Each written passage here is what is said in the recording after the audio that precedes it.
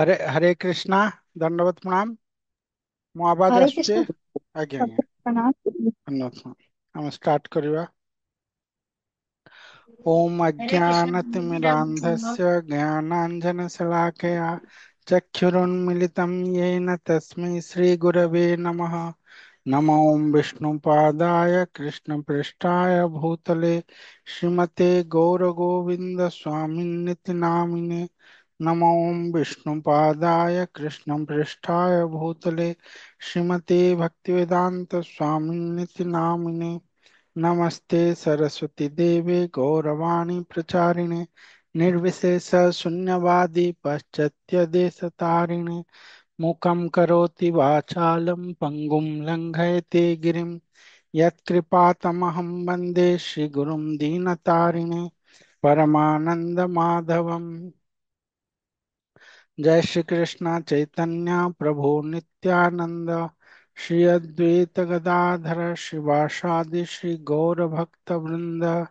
हरे कृष्णा कृष्ण कृष्णा हरे हरे, हरे राम राम राम हरे हरे।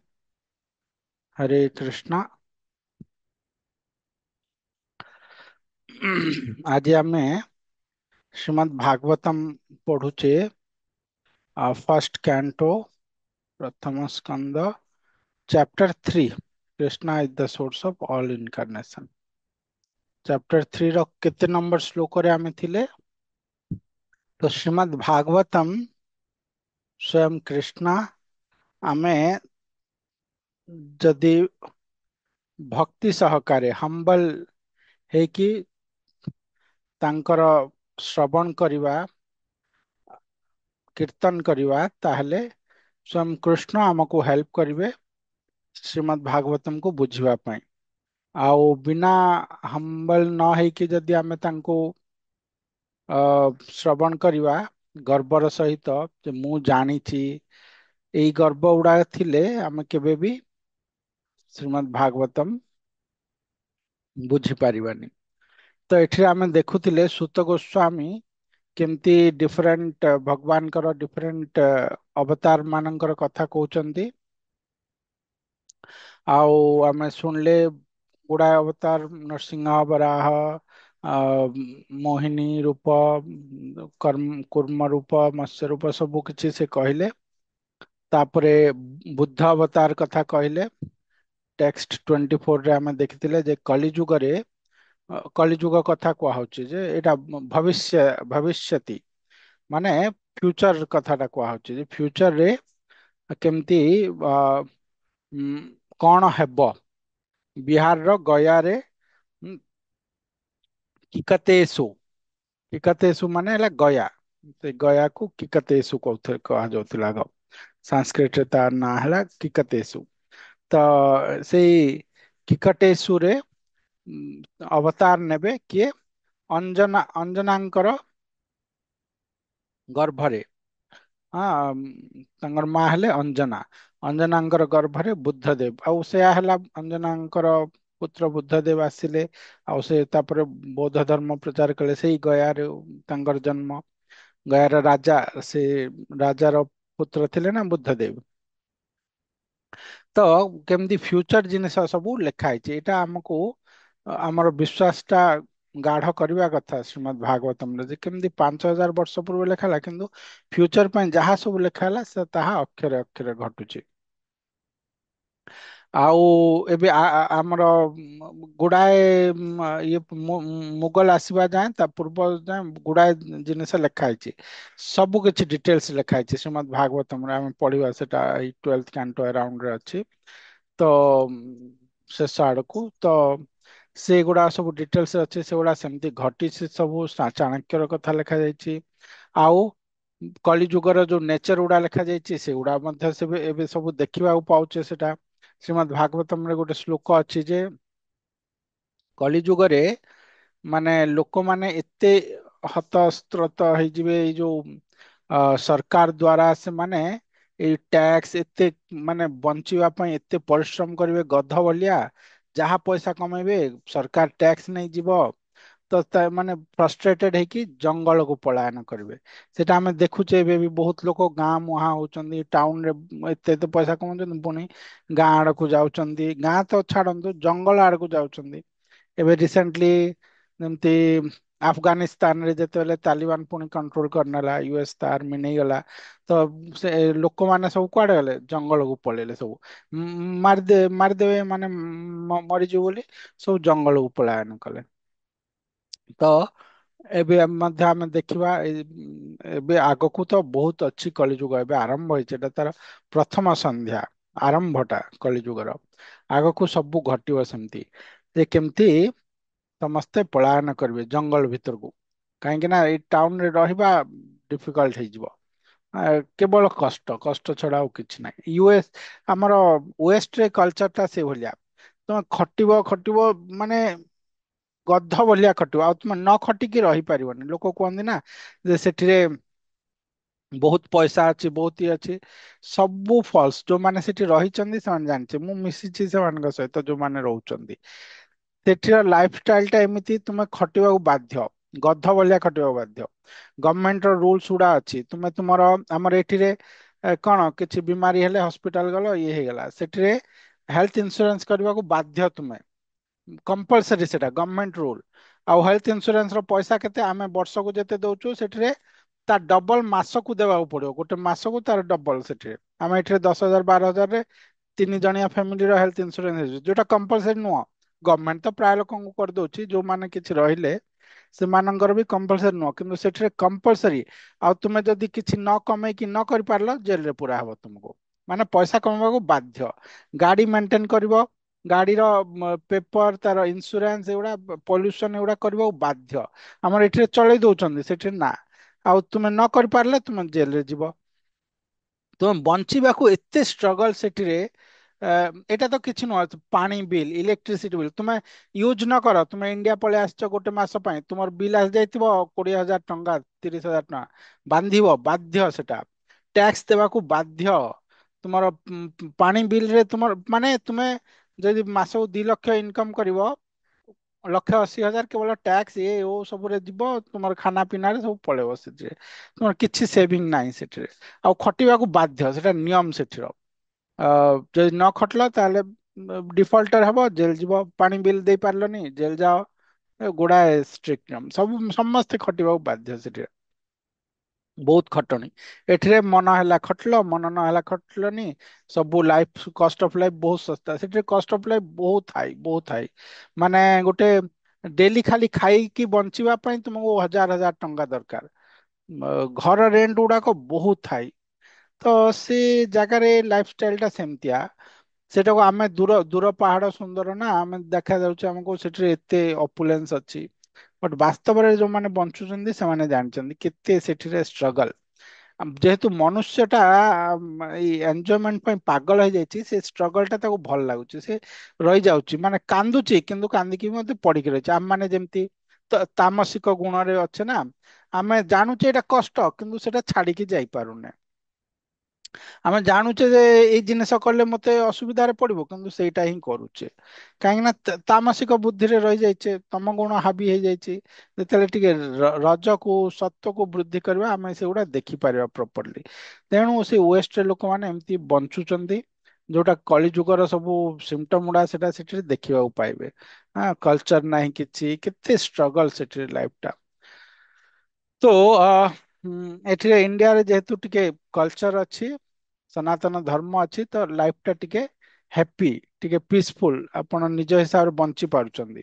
ୱେଷ୍ଟରେ ସେଗୁଡା ନାହିଁ, ଆଉ ଧୀରେକୁ ଧୀରେ ୱର୍ଷ୍ଟ ହେଇଯିବ। ଇଣ୍ଡିଆରେ ସେଭଳିଆ ହେଇଗଲାଣି ଅଲରେଡି, ଧୀରେ ଧୀରେ ହଉଛି ଏଇଟା। ତ ଏ ସବୁ ଜିନିଷ ସବୁ ଅଛି, ଆମ ଇଏରେ ସବୁ ଅଛି। କଣ ଶାସ୍ତ୍ରରେ ସବୁ ଅଛି, ଆଉ ଯାହା କୁହାଯାଇଛି ସବୁ ଏଜ ଇଟ ଇଜ ଘଟୁଛି।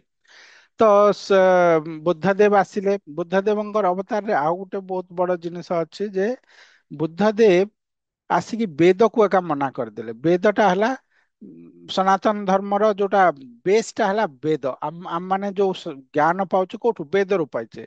ଭାଗବତମ ହେଲେ କି ଯାହା ବି ହେଲେ ସବୁ ବେଦରୁ ଆସିଛନ୍ତି। ବେଦ ହେଲା ମେନ୍ ବେସ୍ ଟା, କାହିଁକି ନା ବେଦ ଟା ଭଗବାନ ଦେଇଥିଲେ ସୃଷ୍ଟି ଆରମ୍ଭରୁ ପୂର୍ବରୁ ବ୍ରହ୍ମାଙ୍କୁ। ତେନେ ବ୍ରହ୍ମ ହୃଦା କବୟୋ। ବ୍ରହ୍ମାଙ୍କର ହୃଦୟ ଭିତରୁ ତାଙ୍କୁ କହିଥିଲେ, ଏମିତି ବାହାରେ ପ୍ରକଟ ହେଇନି, ତାଙ୍କ ହୃଦୟ ଭିତରୁ ବ୍ରହ୍ମାଙ୍କୁ କହିଥିଲେ। ଭାଗବତମରେ ଅଛି ନା, ଏଇଟା ଆମେ ଆଗକୁ ଗଲେ ଦେଖିବା।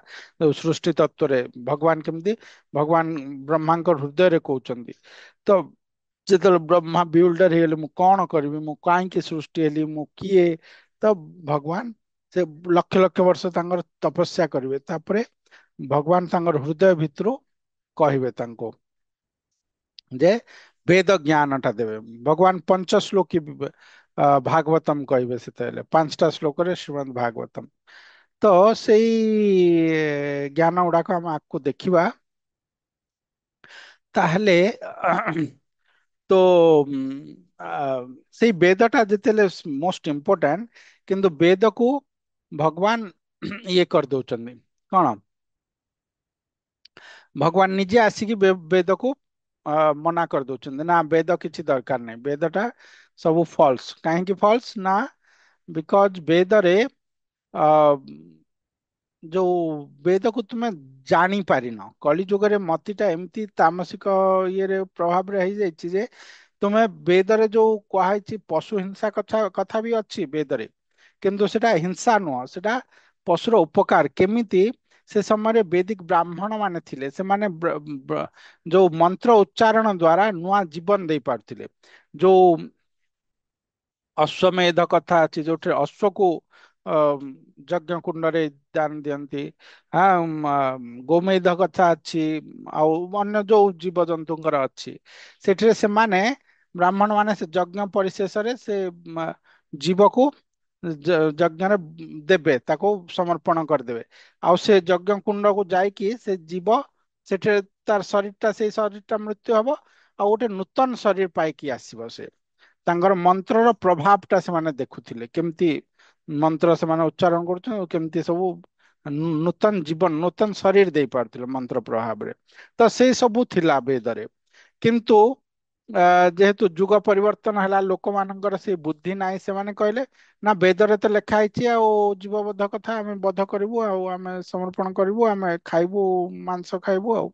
ତ ବେଦରେ ଯୋଉ ସେଟା ନ କରିବା ପାଇଁ ଯୋଉ ଲେଖା ହେଇଛି, ମାଂସ, ସେ ତୁମେ ଯାହାକୁ ମାରୁଛ ସେ ତୁମକୁ ମାରିବ, ଏଇ ଜିନିଷ ଗୁଡାକ ସବୁ ଲୋକ ଶୁଣିଲେନି। କାହିଁକି ନା ତାମସିକ ମେଣ୍ଟାଲିଟି, ତାମସିକ ଗୁଣ ଦ୍ଵାରା ପ୍ରଭାବିତ ହେଇଯାଇଛନ୍ତି। ସେମାନେ କହିଲେ ନା ନା, ଏଇଟା ଆମକୁ ଆମକୁ ଭଲ ଲାଗୁଛି, ଏଇଟା କରିବା, ଆଉ ୟା ପାଇଁ ଏଇ ଏକ୍ସକ୍ୟୁଜ ଅଛି ଆଉ। ତ ଯେତେବେଳେ ଭଗବାନ ଦେଖିଲେ ଯେ ଏମାନେ ତ ବେଦର ଅର୍ଥକୁ ଏକା ଭୁଲ କରିଦେଇଛନ୍ତି, ତାହେଲେ ସେ ବେଦକୁ ରଖିକି ଲାଭ ନାହିଁ। ବେଦକୁ ଆଗ ମୁଁ ନକାରି ଦେବି, ସେ ବେଦକୁ ଇଏ କରିଦେଲେ। ତାପରେ ବୁଦ୍ଧିଜିମ ଟା ପ୍ରଚାର କଲେ, ସବୁ ରାଜା ମାନେ ସବୁ ବୁଦ୍ଧିଷ୍ଟ ହେଇଗଲେ। ଭଗବାନ ଆସିଛନ୍ତି ନା, ସେ ପ୍ରଚାର କଣ, ସବୁ ବେଦ ବେଦ ପୁରା ଲୁପ୍ତ ହେଇଗଲା ସନାତନ ଧର୍ମରେ। କିନ୍ତୁ ବିନା ବେଦରେ ସନାତନ ଧର୍ମର ସ୍ଥିତି ନାହିଁ। ତେଣୁ ଭଗବାନ ତାପରେ ପଠେଇଲେ ଶିବଜୀଙ୍କୁ, ଶିବଜୀ ଆସିଲେ ଶଙ୍କରାଚାର୍ଯ୍ୟ ହେଇକି, ସେ ବେଦକୁ ପୁଣି ଉତ୍ଥାପନ କଲେ। ଚାରିଟା ତାଙ୍କର ମୋନାଷ୍ଟ୍ରି ଅଛି ନା, ହଁ, ଚାରି ଧାମରେ ଚାରିଟା, କାଞ୍ଚିପୁର ଧାମ, କାଞ୍ଚିପୁରରେ, ପୁରୀରେ, ବଦ୍ରିକାରେ, ଆଉ ଆମର ଦ୍ୱାରକାରେ ଚାରିଟା ମଠ ଅଛି। ଶଙ୍କରାଚାର୍ଯ୍ୟଙ୍କର ମଠ ଇଣ୍ଡିଆକୁ ଯୋଡିଲେ ଏଇ ବେଦ ମାଧ୍ୟମରେ, ପୁଣି ଚାରିଟା ଜାଗାରେ ମଠ ଇଏ କରିକି ଆ ପୁଣି ଥରେ ବେଦକୁ ଉତ୍ଥାପନ କଲେ। ତାପରେ ବେଦ ଯେତେବେଳେ ପୁଣି ଥରେ ଆସିଗଲା, ତାପରେ ସେଇ ଲୋକଙ୍କୁ ଆସିଲେ ଭଗବାନ ଭକ୍ତି ଦେବା ପାଇଁ ଚୈତନ୍ୟ ମହାପ୍ରଭୁଙ୍କ ରୂପରେ।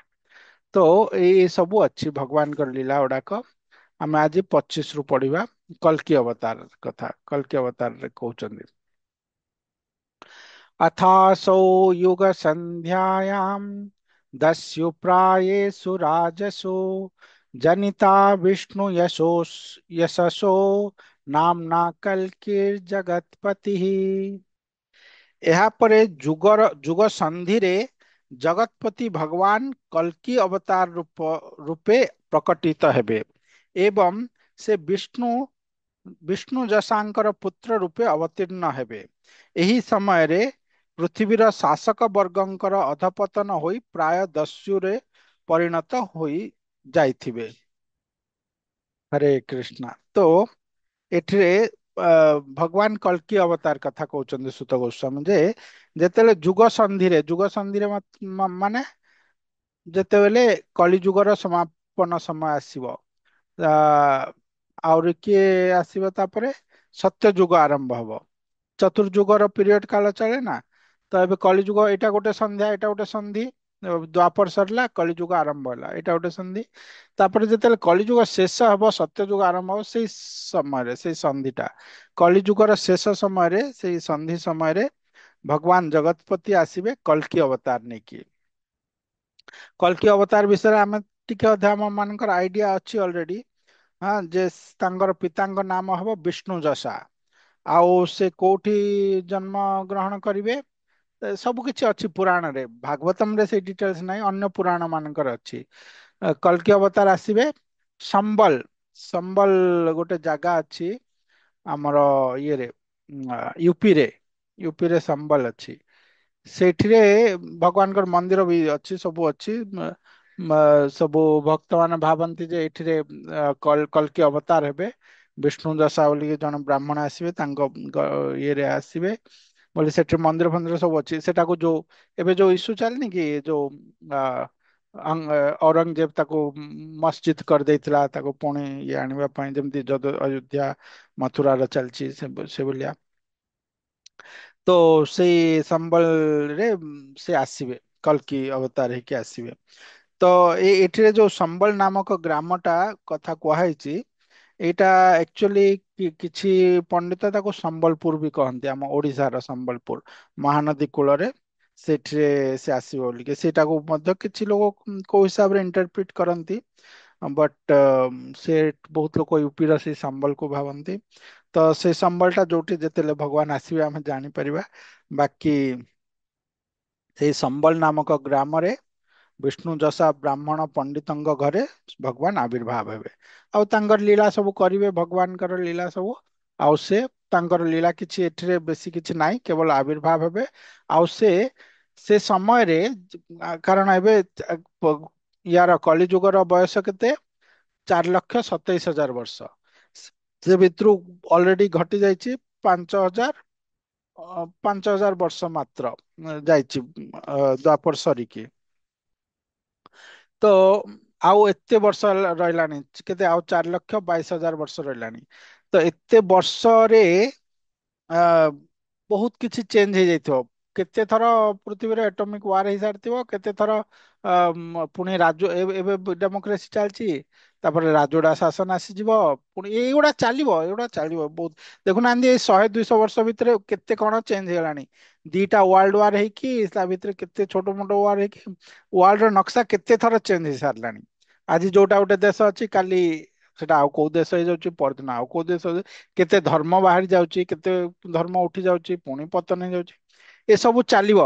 4,27,000 ମାନେ ଆଉ କେତେ କଣ ହେଇଯାଇଥିବ। କିନ୍ତୁ ସେ ସମୟରେ ସେ ଭିତରେ ବହୁତ ଧର୍ମାତ୍ମା ଆସିବେ, ବହୁତ ପାପୀ ଆସିବେ, ସବୁ ଚାଲିବ। କିନ୍ତୁ ଏଇଟା ସମୟ କାଳ, ଏଇ ଆମ ମାନେ କେତେ ସେ ଜନ୍ମ ନେଇ ସାରିଥିବା, ସେଇଟା ଯଦି ଏ ଜନ୍ମରେ କୃଷ୍ଣଙ୍କୁ ନ ପାଇବା, ତାହେଲେ କେତେ ଲକ୍ଷ ଲକ୍ଷ ଜନ୍ମ ନେଇ ସାରିଥିବା ସେ ଭିତରେ। କଳି ଯୁଗରେ ହିଁ, ବାକି ଯୁଗ ତ ଛାଡନ୍ତୁ। ତ ସେଇ ଯୋଉ ଭଗବାନ ଆସିବେ ସେ ସମୟରେ, କଲ୍କି ଅବତାର, ସେ ସମୟରେ ପ୍ରାୟ ପ୍ରାୟ ଲୋକମାନେ ସବୁ ପାପୀ ହେଇଯାଇଥିବେ, ରାକ୍ଷାସ ହେଇଯାଇଥିବେ। ଖାଲି ସବୁ କଳିଯୁଗର ଶେଷ ସମୟର ବର୍ଣ୍ଣନା ସବୁ ଅଛି, କେମିତି ସବୁ ପାପ ହଉଥିବ ଏ ଜଗତରେ। ସେଗୁଡା ସବୁ ଦ୍ୱାଦଶ ସ୍କନ୍ଧରେ ଅଛି। ବହୁତ ପାପ ବଢି ଯାଇଥିବ ସେ ସମୟରେ। ମନୁଷ୍ୟର ଏଜ କମି ଯାଇଥିବ, 25-30 ବର୍ଷରେ ଆୟୁ ମରି ଯାଉଥିବେ ଲୋକ ଗୁଡା। ସେ ଭିତରେ ଖାଲି ପାପ କରି ଚାଲିଥିବେ। ତ ଏଇ ସବୁ ସମୟରେ ଭଗବାନ ଆସିବେ। ସେ ଯେହେତୁ ପାପୀ ବହୁତ ଥିବେ, ଆଉ ଭକ୍ତ ବହୁତ କମ ଥିବେ। ଆଉ ସେ ଭକ୍ତ ମାନେ ଗୋଟେ ଗୋଟେ ଜାଗାରେ ରହୁଥିବେ, ବହୁତ କମ ଡରି ମରିକି ରହୁଥିବେ, କାରଣ ପାପଟା ବଢି ଯାଇଛି। ସେ ସମୟରେ ଭଗବାନ ଆସିବେ ଆଉ ସବୁ ପାପୀକୁ ସଂହାର କରିବେ। ଆମେ ଦେଖୁ ଭଗବାନ କଲ୍କି ଗୋଟେ ଘୋଡାରେ ବସିକି ବଡ ଖଣ୍ଡା ଧରିଛନ୍ତି। ଆମର ସବୁ ଲେଖା ହେଇଛି ନା ସେଥିରେ, କେତେ 12 ହାତୀ ଖଣ୍ଡା କଣ ସବୁ ଅଛି, ଧରିକି ସମସ୍ତଙ୍କୁ ହାଣି ଚାଲିଛନ୍ତି, ସବୁ ପାପୀ ମାନଙ୍କୁ। ସବୁ ସମସ୍ତଙ୍କୁ ମାରିଦେବେ। ତ ଏଠିରେ ଜଣେ କହିବାରେ ଏଇଟା ତ ଆଟମ ବମ ର ଯୁଗ, ଏଥିରେ ଖଣ୍ଡାର ଆଉ କଣ, ଏଥିରେ ଗନ୍ ଗନ୍ ସବୁ ଚାଲିଲାଣି, ରକେଟ ଆମର ମିସାଇଲ ଗୁଡା ଚାଲିଲାଣି, ଏଠିରେ ଖଣ୍ଡାର କଣ କାମ? କିନ୍ତୁ 4,27,000 ବର୍ଷ ପୂର୍ବରୁ କଣ ଥିବ ଆମେ ଜାଣିଛେ କି? ସେ ସମୟରେ ପୁଣି ରାଜୁଡା ଶାସନ ଥିବ, ପୁଣି ଖଣ୍ଡା ଧରି ଲୋକ, ଗୋଟେ ଏଟମିକ ୱାର ହେଲା ମାନେ ପୁରା ୱାର୍ଲଡ ଧ୍ୱଂସ ହେଇଯିବ। ଯୋଉ କିଛି ଲୋକ ବଞ୍ଚିବେ ସେମାନେ ପୁଣି ଥରେ ୱାର୍ଲଡ କୁ ନେବେ, କିନ୍ତୁ କିଛି ନା ଲାଇବ୍ରେରୀ ରହିବ, ନା କିଛି ଅସ୍ତ୍ର ରହିବ, ନା ଶସ୍ତ୍ର ରହିବ, ପୁଣି ଥରେ ରାଜୁଡା ଶାସନ ହେଇପାରେ। କଣ ହବ ଆମେ କିଛି ଜାଣିନେ। ସବୁବେଳେ ଗୋଟେ ଥର କଣ ଏଇ ସୁନାମି, ବଡ ବଡ ସୁନାମି ଆସିଥିବ, କେତେ ସେ ଦେଶ ଧ୍ୱଂସ ହେଇଯିବ, ସବୁ କିଛି ଧ୍ୱଂସ ହେଇଯିବ, କିଛି କହିହବନି। ବଟ ଶାସ୍ତ୍ର ଯାହାଟା କହିଛି ସେଇଟା ଅକ୍ଷର ଅକ୍ଷର ସତ୍ୟ। ବୁଦ୍ଧ କଥା କହିଲା ସେଟା ସତ୍ୟ, କଲ୍କି କଥା କୁହାଉଛି ସେଟା ମଧ୍ୟ ସତ୍ୟ। ଆମେ ସେଟାକୁ ଲଜିକାଲି ବୁଝିବାକୁ ପଡିବ ଯେ ସେଟା କେବେ ମିଥ୍ୟା ହେଇପାରିବନି।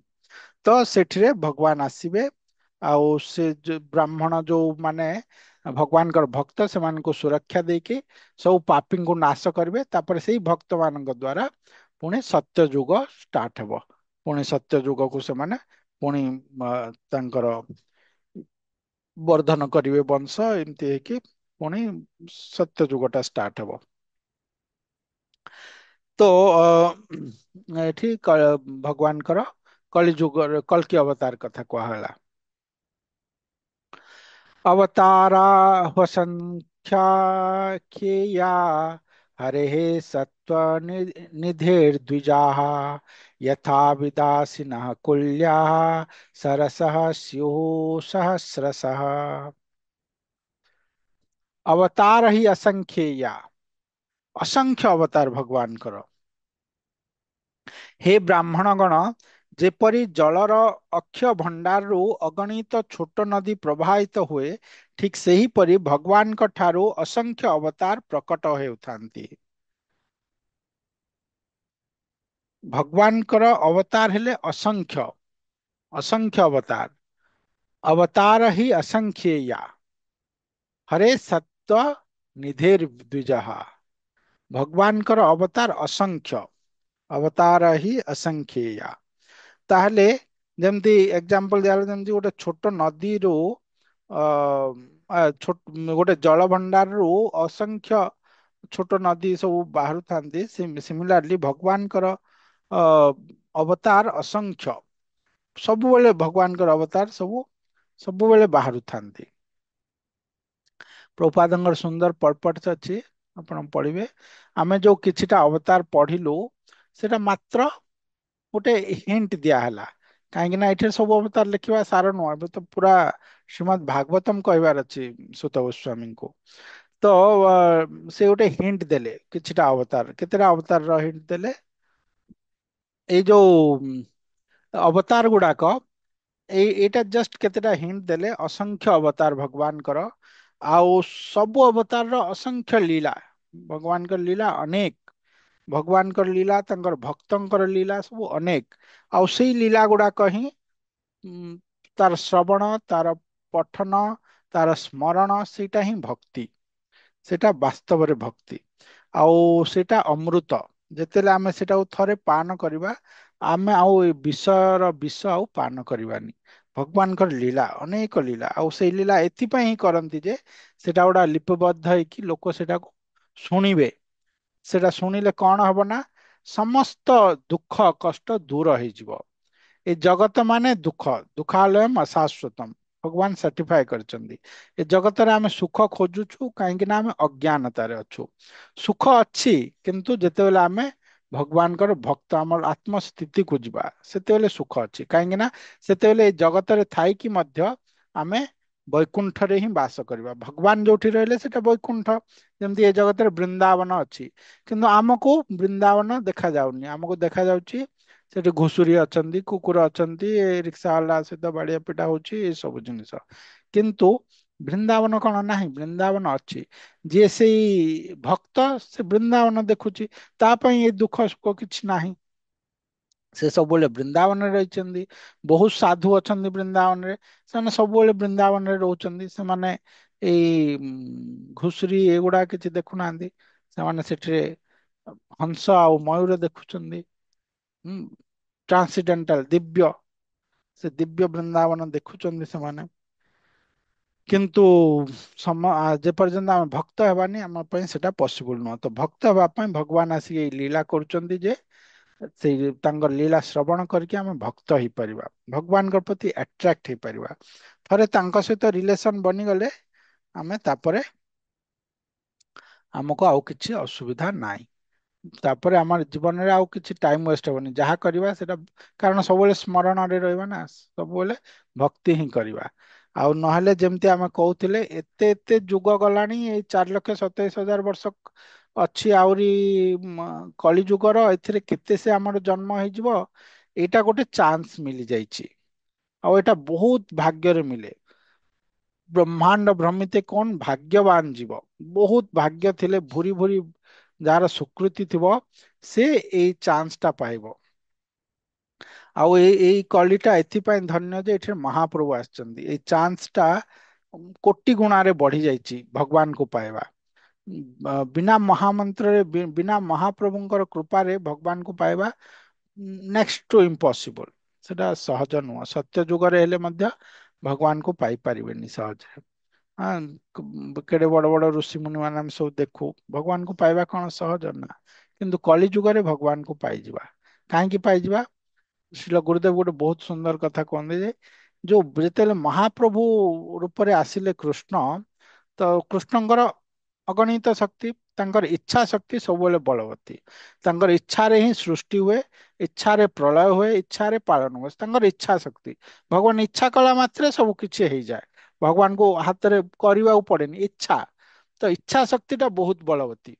କିନ୍ତୁ ଯେତେବେଳେ ଭଗବାନ ଗୌରାଙ୍ଗ ମହାପ୍ରଭୁ ରୂପରେ ଆସିଲେ ଏଇ ଗୋଟେ ମାତ୍ର ଅବତାରରେ, ତାଙ୍କର ଇଚ୍ଛା ଶକ୍ତିକୁ ଆହୁରି ବଳବତ୍ତୀ ହେଇଗଲା ତାଙ୍କର କୃପା ଶକ୍ତି ଟା। ସବୁବେଳେ ଭଗବାନ ତାଙ୍କର କୃପା କରନ୍ତି, ଇଚ୍ଛା ଯାହାକୁ ଇଚ୍ଛା ହେଲା ତାକୁ କୃପା କରନ୍ତି। କିନ୍ତୁ ଏଇ ଯୋଉ ମହାପ୍ରଭୁ ଗୌରାଙ୍ଗ ରୂପରେ ଆସିଲେ ତ ତାଙ୍କର ଇଚ୍ଛା ଆଉ ଚାଲିଲାନି, କୃପା ଶକ୍ତି ଟା ବଳବତ୍ତୀ ହେଇଗଲା। ହଁ, ରାଧାଙ୍କର ଭାବ ନେଇକି ଆସିଛନ୍ତି ନା। କାହିଁ ଆଉ କଳି ଯୁଗରେ ଆସିଛନ୍ତି ପାପୀ ମାନଙ୍କୁ ତ କେବେ ଆମେ କୃପା ପାଇପାରିବାନି, ଏମିତିଆ ସମୟରେ ଆମେ ଅଛୁ। ତ ଭଗବାନ କଣ କଲେ ନା, ନା ଇଚ୍ଛା ଶକ୍ତି କଲେ କିଛି କାମ ଦେବନି, ତ କୃପା ଶକ୍ତି ଟା ବଳବତ୍ତୀ ହେଇଗଲା। ତ ଭଗବାନଙ୍କର ଯାହା ଇଚ୍ଛା ନଥିଲେ ବି ସେ କୃପା ବାଣ୍ଟୁଛନ୍ତି। ମହାମନ୍ତ୍ର ଦେଲେ, ପ୍ରେମ ଦେଲେ, ଯୋଉ ପ୍ରେମଟା ବ୍ରହ୍ମାଙ୍କ ପାଇଁ ଦୁର୍ଲଭ, ସେଟା ବିନା କ୍ୱାଲିଫିକେସନ ଦେଖିକି ସମସ୍ତଙ୍କୁ ଦେଇଦେଲେ। ଜଗାଇ ମାଦାଇ ପରିଆ ପାପୀ ମଧ୍ୟ ପାଇଲେ। କାହାକୁ ପ୍ରାଣେ ନା ମାରିଲ, କାହାକୁ ପ୍ରାଣରେ ମାରିନାହାନ୍ତି। ହରି ନାମ ଦିଆ ହୃଦୟ ଶୋଧିଲ, ଯାଚି ଗିଆ ଘରେ ଘରେ। ଘର ଘରକୁ ଯାଇକି ହରିନାମ ଦେଲେ ଆଉ ତାଙ୍କର ହୃଦୟକୁ ଶୋଧନ କଲେ। ହୃଦୟ ସଫା ହେଲେ ଭଗବାନଙ୍କୁ ପାଇଲେ। ସେ ପ୍ରାଣରେ କାହାର ତଣ୍ଟି କାଟିବାକୁ ପଡିଲାନି ଭଗବାନଙ୍କୁ। ସବୁ ଅବତାରରେ ଭଗବାନ ତଣ୍ଟି କାଟନ୍ତି, ଶଙ୍ଖ ଚକ୍ର ଗଦା ପଦ୍ମ ଧରିଛନ୍ତି। କିନ୍ତୁ କୃଷ୍ଣ ଅବତାରରେ ଚକ୍ର ଧରିକି କାଟୁଛନ୍ତି। ହଁ, ଏଠିରେ ଆମେ ଦେଖିଲେ ଦ୍ୱାରକା ଲୀଳା, ସବୁ ମଥୁରା ଲୀଳା। କିନ୍ତୁ ଅ ଏଠି ମହାପ୍ରଭୁ ଗୌରାଙ୍ଗ ରୂପରେ ସେ କେବେ ଅସ୍ତ୍ର ଧାରଣ କରିନାହାନ୍ତି। ତାଙ୍କ ଅସ୍ତ୍ର ହେଲା ହରିନାମ। ହରିନାମ ମାଧ୍ୟମରେ ସମସ୍ତଙ୍କ ହୃଦୟ ଶୋଧନ କରିଛନ୍ତି।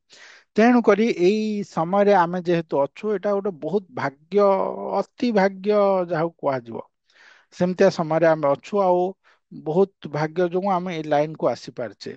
ତ ଯଦି ଆମେ ଯେ ସିରିୟସ ହେବା, ତାହେଲେ ଆମେ କୃଷ୍ଣଙ୍କୁ ପାଇଯିବାର ଚାନ୍ସ ଅଛି। ନହେଲେ ଆଉ 4,27,000 ବର୍ଷ ଅଛି କଳି ଯୁଗ, ତାପରେ ସତ୍ୟ ଯୁଗ ଆସିବ। ତାପରେ ଏମିତି କେତେ ଯୁଗ ଆସିବ, କେତେ ବ୍ରହ୍ମାଙ୍କୁ କେତେ ଏବେ 60 ବର୍ଷ ନା କେତେ ହେଇଛି, ବ୍ରହ୍ମାଙ୍କର ଆଉ 40 ବର୍ଷ ଅଛି। ତାପରେ ଆଉ ଗୋଟେ ବ୍ରହ୍ମା ଆସିବେ, ପୁଣି ବିଶ୍ଵ ହବ। ବ୍ରହ୍ମାଙ୍କର ରାତି ଯିବ, ସକାଳ ଆସିବ, 100 ବର୍ଷ ହବ।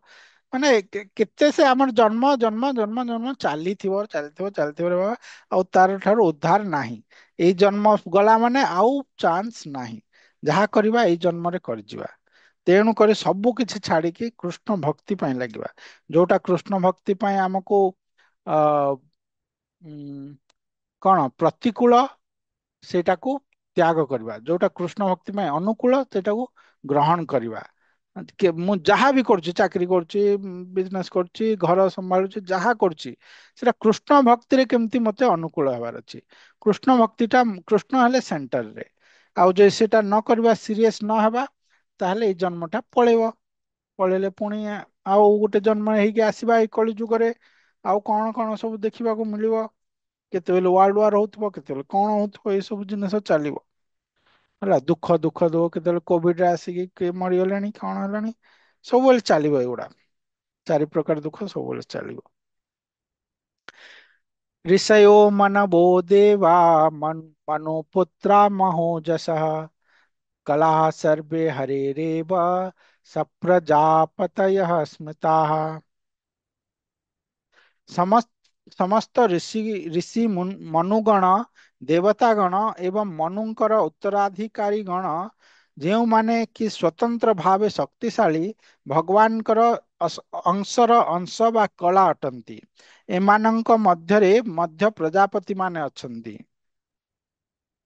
ଭଗବାନଙ୍କର ଅଂଶ ବା ଅଂଶର ଅଂଶ ହେଲା କଳା। ଭଗବାନଙ୍କର ଅଂଶ ବା କଳା କୋଉମାନେ, ଯେତେ ପ୍ରୋମିନେଣ୍ଟ ଯେତେ ଅଛନ୍ତି, ଯେତେ ଋଷି ମୁନି ହେଲେ, ମନୁ ମାନେ ହେଲେ, 14ଟା ମନୁ ଆସନ୍ତି ବ୍ରହ୍ମାଙ୍କର ଗୋଟେ ଦିନରେ। ଦେବତା ମାନେ ହେଲେ ଇନ୍ଦ୍ର ଚନ୍ଦ୍ର ସବୁ ଦେବତା ମାନେ, ଏମାନେ ସାଧାରଣ ଲୋକ ନୁହନ୍ତି, ସାଧାରଣ ଜୀବ ନୁହନ୍ତି, ସେଇ ଜୀବ ତତ୍ଵ ଏମାନେ। କିନ୍ତୁ ଭଗବାନଙ୍କର କଳା ମାନେ ଭଗବାନ ତାଙ୍କୁ, ଦେଖ ଜୀବ ଆମ ମାନେ ମଧ୍ୟ ଭଗବାନଙ୍କର ଅଂଶ ନା ନାହିଁ? ସେ ଭଗବାନଙ୍କର ହିଁ ଅଂଶ, କ୍ୱାଲିଟେଟିଭଲି ଆମେ ଏକା ଭଗବାନଙ୍କ ସହିତ। ତ ଯେତେବେଳେ ଭଗବାନ ଯାହାକୁ ତାଙ୍କର ପାୱାର ଟା ଦେବେ, ସେ କିଛି ସ୍ପେଶାଲ ହେଇଗଲା। ସତ୍ୟାବେଶ ଅବତାର ରୂପରେ ଭଗବାନ ଆସନ୍ତି ସେଇ ଜୀବରେ, କିନ୍ତୁ ସତ୍ୟାବେଶ ଅବତାର ଭଗବାନଙ୍କର ଯୋଉ ଏକ୍ସପାନସନ ହେଲେ ବଳରାମ, ଭଗବାନଙ୍କର ଶକ୍ତି ହେଲେ ରାଧାରାଣୀ, ଆଉ ଭଗବାନଙ୍କର ଅଂଶ ହେଲୁ ଜୀବ ହେଲେ, ଆଉ ଭଗବାନଙ୍କର ବିଭିନ୍ନାଂଶ ହେଲେ ଜୀବ, ମାନେ ସ୍ମଲ ପାର୍ଟିକଲ୍ସ। ଆଉ ଭଗବାନଙ୍କର ଅଂଶ ବା କଳା ତାଙ୍କର ଇଏରୁ ଏକା, ଯୋଉମାନେ ଭଗବାନ ଯୋଉମାନଙ୍କୁ ବାହାର କରନ୍ତି ଲିମିଟେଡ ତାଙ୍କୁ ଶକ୍ତି ଦେଇକି। ତ ଦେବତା ମାନେ, ଋଷି ମୁନିଗଣ ଯେତେ ଜଣ ସବୁ ଇଏ, ସେମାନେ ସବୁ ଭଗବାନଙ୍କର ଅଂଶ ବା କଳା ଅଟନ୍ତି। ଭଗବାନ କହିଲେ ନା ଆମ ଦଶମ ଅଧ୍ୟାୟରେ ଗୀତାରେ ଯେ ଆ, କିଏ ସମସ୍ତେ ଉଷନା କବି, ଆ, କବି ମାନଙ୍କ ଭିତରେ ମୁଁ ଉଷନା କବି ଶୁକ୍ରାଚାର୍ଯ୍ୟ। ଶୁକ୍ରାଚାର୍ଯ୍ୟ ହେଲେ ବିଷ୍ଣୁ ବିରୋଧୀ, ବିରୋଧୀ ତ ନୁହନ୍ତି କିନ୍ତୁ ସେ ରାକ୍ଷସ ମାନଙ୍କୁ ସପୋର୍ଟ କରୁଥିଲେ ନା। କିନ୍ତୁ ଭଗବାନ କହୁଛନ୍ତି ମୁଁ ହେଲେ ସେ। ତ ଭଗବାନଙ୍କର, ଯଦି ଭଗବାନଙ୍କର ପାୱାର ଟା ନ ମିଳେ ତାହେଲେ କିଛି ବି ଭଲ ହେଇପାରିବନି। ସବୁ ଭଗବାନଙ୍କ ଦ୍ଵାରା ହିଁ ସବୁ ସମ୍ଭାବନା, ସବୁ ଇଏ ହଉଛି, ଘଟଣା ଘଟୁଛି। ଆମେ ଆଜି ଏଇଠି ରହିବା, କାଲି ଆଗକୁ ପଢିବା। କାହାର କଣ ପ୍ରଶ୍ନ ଥିଲା କି? ଆଉ 4 ମିନିଟ ଅଛି ଆମ ହାତରେ। କିଛି ପ୍ରଶ୍ନ ନାହିଁ? ସବୁ ବୁଝିପାରୁଛନ୍ତି? ହରେ କୃଷ୍ଣ ପ୍ରଭୁଜୀ, ହରେ ଦଣ୍ଡବତ କୃଷ୍ଣ, ପ୍ରଣାମ। ଧନ୍ୟବାଦ, ପ୍ରଣାମ। ଆଜ୍ଞା। ପ୍ରଭୁଜୀ, ଯୋଉ କଳ୍କି ଅବତାର ଆପଣ କହିଲେ 20 ନମ୍ବର ଅବତାର। ହଁ, 20 ନମ୍ବର ନା କେତେ, ମୁଁ ଆଉ ଇଏ କରିନି।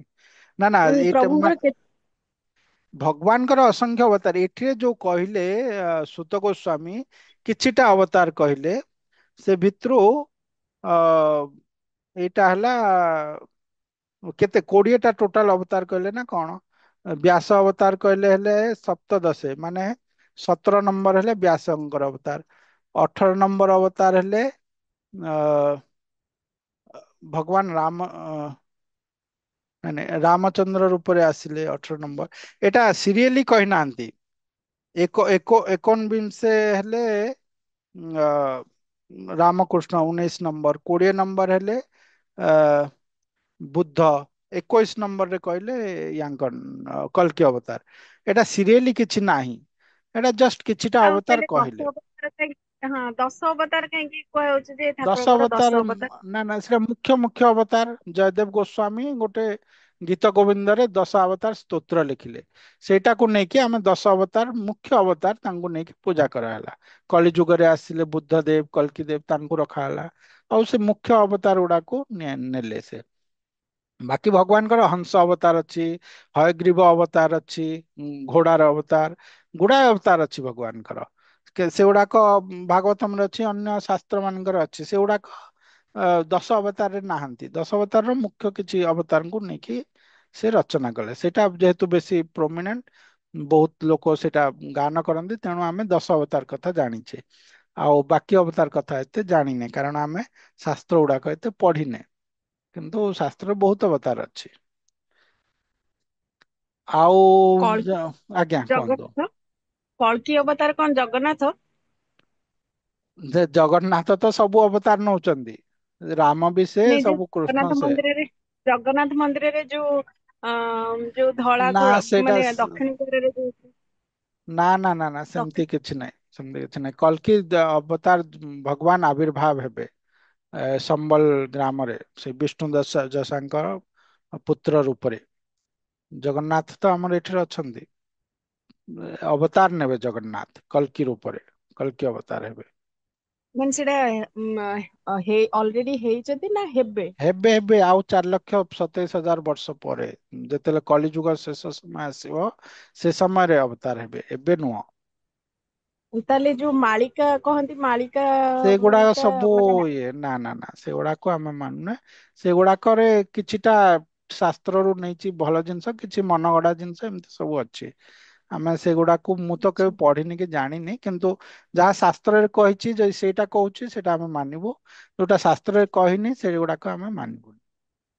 ବୁଝିଲେ ନା। ତାହେଲେ ଏଇଟା କୋଉଥିରେ ଆମେ ପାଇବୁ ପ୍ରଭୁଜୀ, ଏ ମାନେ ଶାସ୍ତ୍ରରେ କଳ୍କି ଅବତାର ବିଷୟରେ? ଭାଗବତମ ରେ ଅଛି, ଅନ୍ୟ ପୁରାଣ ମାନଙ୍କର ଅଛି, ଯୋଉଟା ବ୍ୟାସଦେବ ସବୁ ଲେଖିଛନ୍ତି ସେଗୁଡାକରେ ଅଛି। ଆଜ୍ଞା ଠିକ ଅଛି, ହରେ ହରେ ଧନ୍ୟବାଦ। କୃଷ୍ଣ, ଧନ୍ୟବାଦ ପ୍ରଣାମ। ଆମର ସମୟ ହେଇଯାଇଛି, ଯଦି ବନ୍ଦ ହେଇଯିବ ଆମେ ମାତାଜୀ ଜଣେ କହୁଥିଲେ ଯେ ଏଇଗୁଡା ରେକର୍ଡିଂ ପାଇଁ ଆମେ ଟ୍ରାଏ କରୁଛୁ।